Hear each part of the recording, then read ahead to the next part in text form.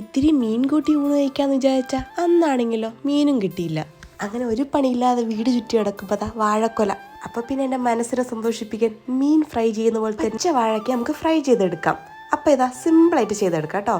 വാഴയ്ക്ക് നമുക്ക് ഇഷ്ടമുള്ള പോലെ കട്ട് ചെയ്തെടുക്കാം. ഇനി വെള്ളത്തിലിട്ട് നന്നായിട്ട് വാഷ് ചെയ്തെടുക്കണം. ഇനി മസാല ഉണ്ടാക്കാം. നല്ല എരിവുള്ള മുളക് പൊടി, കാശ്മീരി ചില്ലി പൗഡർ, മഞ്ഞൾപ്പൊടി, കുരുമുളക് പൊടി, ഉപ്പ്, ഇഞ്ചി വെളുത്തുള്ളി പേസ്റ്റും കൂടി കുറച്ച് വെള്ളം കൂടി ചേർത്ത് പേസ്റ്റ് രൂപത്തിൽ മിക്സ് ചെയ്തെടുക്കണം. ഇനി അതിലേക്ക് മുറിച്ചു വെച്ച വാഴയ്ക്കും കൂടി ചേർത്ത് നന്നായിട്ട് മസാല മിക്സ് ചെയ്ത് ഒരു അരമണിക്കൂറെങ്കിലും റെസ്റ്റ് ചെയ്യാൻ വെക്കണം. വാഴയ്ക്കയിൽ മസാല കുറച്ച് അല്പം കൂടിയാലും കുഴപ്പമില്ല, എന്നാലാണ് ഫ്രൈ ചെയ്യുമ്പോൾ മസാലയൊക്കെ നന്നായിട്ട് പിടിക്കുള്ളൂ. ഇനി നല്ല എണ്ണയൊക്കെ ചൂടായി വരുമ്പോൾ വാഴയ്ക്ക് ഓരോരോ പീസായിട്ടിട്ട് ലോ ഫ്ലെയിമിലിട്ട് തിരിച്ചു മറിച്ചിട്ട് നല്ല ഫ്രൈ ചെയ്തെടുത്തു കഴിഞ്ഞാൽ നമ്മുടെ വാഴയ്ക്ക ഫ്രൈ ഇവിടെ റെഡി ആയിട്ടുണ്ട്.